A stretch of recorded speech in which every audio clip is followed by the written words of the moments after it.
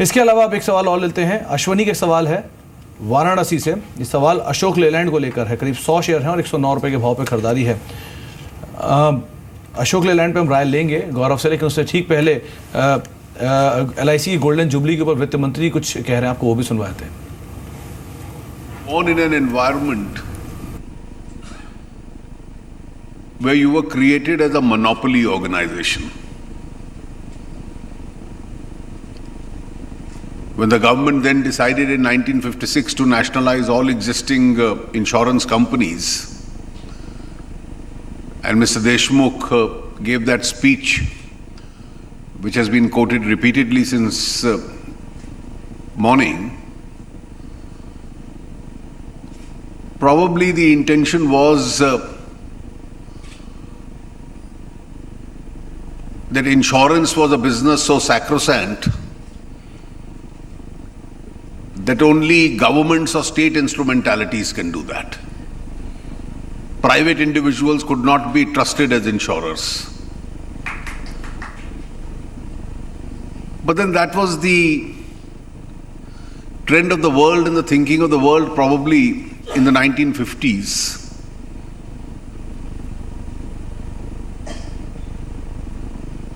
And by the turn of the century, we decided that competition produces the best, whether it is commercial organizations or commercial organizations with a social purpose, which the LIC was. So you've played both the innings.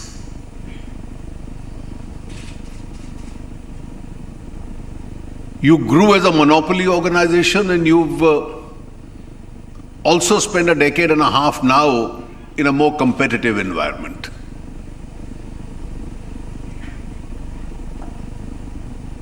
Ordinarily, the impression of those who grew. तो आप अरुण जेटली को सुन रहे थे LIC कार्यक्रम में बोलते हुए। उनका कहना है कि निजी कंपनियों के साथ प्रतिस्पर्धा LIC की बड़ी है, और इस प्रतिस्पर्धा के चलते ही जो इंश्योरेंस सेक्टर में नए नए प्रोडक्ट्स लॉन्च हो रहे हैं, नए क्लाइंट्स को अच्छे एवेन्यूज़ मिल रहे हैं, वो इसीलिए कंपटीशन काफ़ी हद तक बड़ा है। इसी के ऊपर ही यहाँ पर बयान देते हुए LIC हाउसिंग हालांकि 575 के स्तरों पर कामकाज कर रहा है, लेकिन कुछ बाइंग अभी रिलायंस के शेयर में देखने को मिली। DI के आसपास ही शेयर कामकाज कर रहा है। कुछ और दर्शकों से बातचीत, राधा अशोक लेलैंड के सवाल बातचीत कर रहे थे। 100 शेयर हैं 109 रुपये के भाव पर। अश्वनी का सवाल है। गौरव, आपकी राय क्या कहती है अशोक लेलैंड पर?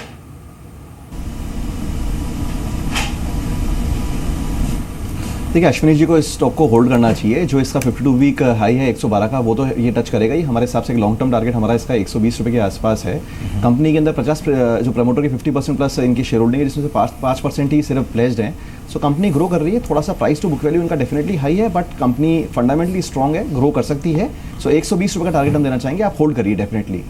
जी बिल्कुल। चलिए, अशोक लेलैंड पर भी आपको बने रहने की ही सलाह दी गई है। हालांकि आज फ्लैटिश टू नेगेटिव टोन पर 87.40 के स्तर पर अशोक लेलैंड कामकाज कर रहे हैं। आप सीधी तस्वीरें देख पा रहे हैं बिरला मातोश्री से, जहां पर रिलायंस की AGM शुरू होने वाली है कुछ ही देर में, और आप देख पा रहे हैं बड़े दिग्गज मुकेश अंबानी आपके सामने अब एंटर कर रहे हैं AGM में, और साथ साथ नीता अंबानी उनके मौजूद है। उसके अलावा आकाश भी वहाँ पे मौजूद हैं। स्पेशली टेलीकॉम स्पेस का जो पूरा दारोमदार है वो मुकेश अंबानी के बड़े बेटे के पास है, वही उसको अभी हैंडल भी कर रहे हैं। रादर जो मेजर बिजनेस गेट थ्रू है, फिर बिजनेस ब्रेक थ्रू है रिलायंस जियो को लेकर, वो उन्होंने ही इसको डिज़ाइन किया है। तो किस तरह से आउटकम जियो को लेकर आते हैं, किस तरह के रोड मैप वो डिसाइड करते हैं, ये काफ़ी अहम होने वाला है।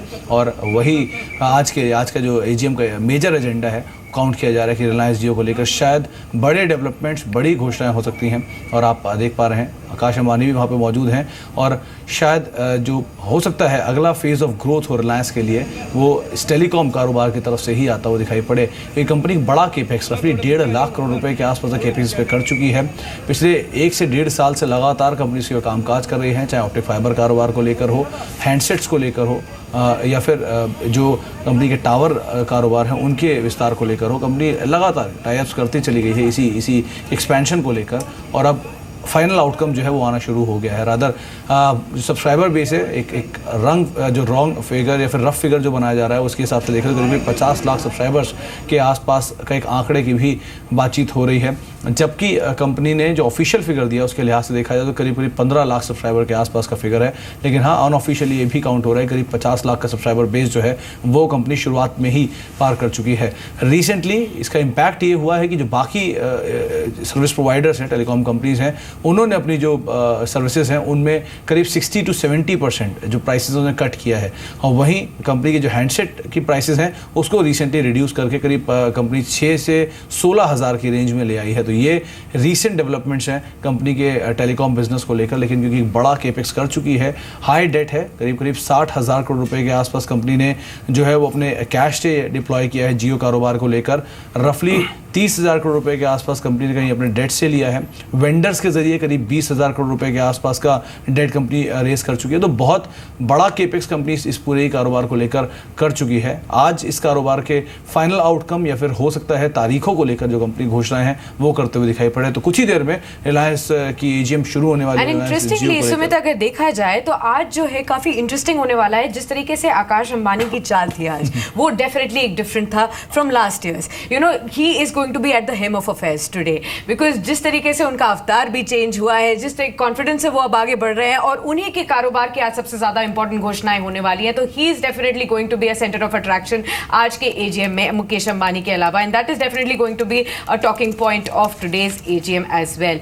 चलिए आगे बढ़ते हैं, इसी के साथ कुछ और दर्शकों से भी बातचीत कर लेते हैं, किस तरीके के सवाल आ रहे हैं उनके देख लेते हैं। हमारे साथ एक दर्शक फोन लाइन पर मौजूद भी है इस वक्त, बेंगलुरु से समीर ने कॉल किया है, उनसे बातचीत कर लेते हैं। समीर नमस्कार, पूछिए अपना सवाल। मैम, मेरे पास वी-गार्ड के 5 शेयर है जी, वो 190 पे रखा हूँ, क्या होल्ड करूँ या सेल करूँ मैम? 555 पर आपने यहाँ पर खरीदारी की है जेट एयरवेज में। हाँ, वो जेट में वो सेल कर दिया मैं तो। अच्छा, और कौन सा शेयर है आपके पास? अभी वी-गार्ड का शेयर है, वी-गार्ड का। वी-गार्ड आपने खरीदा है किस भाव पर? 190 पर। 190 पर। और यहाँ पर नजरिया क्या रखते हैं आप? 195, 200 तक रखा हूँ। 200 तक, मतलब बहुत ही छोटा नजरिया है अभी आपका। हाँ चलिए मैम, ठीक है, 500 शेयर है बस। ऑल राइट, चलिए ट्रेडिंग के नजरिए से ही आपने यहाँ पर निवेश किया, आपको राय दिलवा देते हैं। लोकेश, वी-गार्ड पर इनका सवाल है, 190 पर उन्होंने खरीदारी की हुई है और काफी शॉर्ट टर्म के लिए यहाँ पर निवेश करना चाहते हैं। तो ये जानना चाहते हैं 200 के लेवल्स या फिर किस लेवल पर अब यहाँ पर ये सेल की स्ट्रैटेजी बना सके। देखिए साक्षी, जगह में वी-गार्ड के चार्ट्स को स्टडी करते हैं, we see the charts are very beautiful and the stock has rewarded the investors very well. आप अपनी पोजीशन को होल्ड कर सकते हैं with stop loss around 185 and for an upside of 198 in 200 जो आपका इमीडिएट लक्ष्य दिखता है। तो आप अपनी पोजीशन को होल्ड कर लीजिए।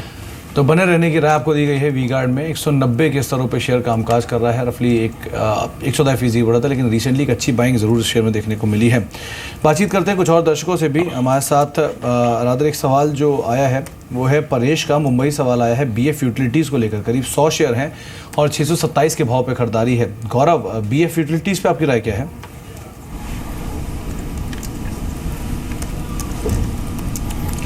हमारे हिसाब से काफ़ी जिस रेट के ऊपर इन्होंने बाय करा था उससे काफ़ी इन्हें कहते हैं नीचे आ चुका है स्टॉक, बट इनको होल्ड करना चाहिए। जिन लेवल्स के ऊपर इन्होंने एंट्री करी थी हमारे हिसाब से वही एक प्राइस इनका अभी आ रहा है एक एग्जिट का। सो आपको नुकसान नहीं होगा स्टॉक के अंदर, बट आपको होल्ड करना पड़ेगा ताकि आपका प्राइस वापस आ सके। अगर आप होल्ड कर सकते हैं तो डेफिनेटली इन्हें कहते हैं आप बिना लॉस के इस स्टॉक से आप निकल पाएंगे। जी, चलिए अगले दर्शक से भी बातचीत कर लेते हैं। मुंबई से नवीन अब हमारे साथ फोन लाइन पर जुड़े हैं। नवीन, पूछिए अपना सवाल। सर एक्चुअली, हेलो जी नवीन, हम सुन पा रहे हैं आपको, बताइए क्या जानना चाहते हैं आप? हाँ मैम, मैंने एनटीपीसी का 100 शेयर लिया था 163.80 के लेवल पे। ठीक है, थोड़ा सा नुकसान हो रहा है, क्या आपका लंबी अवधि का नजरिया है? हाँ मैम, कोई प्रॉब्लम नहीं है, बट होल्ड करो तो कोई दिक्कत नहीं है ना। चलिए, लंबी अवधि के लिए भी आप यहाँ पर रुक सकते हैं। लोकेश, आपकी राय क्या होगी एनटीपीसी पर अभी?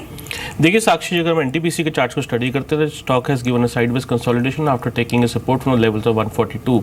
ये स्टॉक जो है स्लो मूविंग स्टॉक है और ये बड़ा सेफ स्टॉक है। अपनी पोजीशन को आप होल्ड कर लीजिए। You can see an upside around 172 and you can keep a stop loss around 150। 150 टूटे तो आप स्टॉक से इमीडिएटली एग्जिट भी कर लीजिएगा। जी, तो 150 की जो लेवल्स हैं उनको आप क्रूशली वॉच करिए और उसके अकॉर्डिंग ही अपनी पूरी रणनीति आप बना सकते हैं। कपिल हैं, गोवा से मौजूद हैं। कपिल जी नमस्कार। कपिल जी, आप सुन पा रहे हैं? चलिए, शायद संपर्क नहीं हो पा रहा, लेकिन इंडो काउंट को लेकर इनका सवाल था, 50 शेयर और 840 रुपए के भाव पर खरीदारी है। गौरव, इंडो काउंट इंडस्ट्रीज क्या राय रखते हैं आप? 840 पे खरीदारी है, तेज करेक्शन आई थी नंबर्स के बाद, 818 आ चुका है, क्या करें?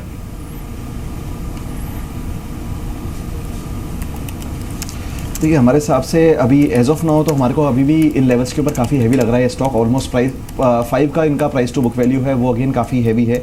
अगर हम पी देखते हैं तो वो वहाँ पे थोड़ा सा कंफर्टेबल नज़र आ रहा है। सो अगर इन केस एक बैलेंस आपको अप्रोच रखनी पड़ेगी, थोड़ा सा आप एक बार रुकिए, वापस आपको रिजल्ट्स को आप रिव्यू करिए।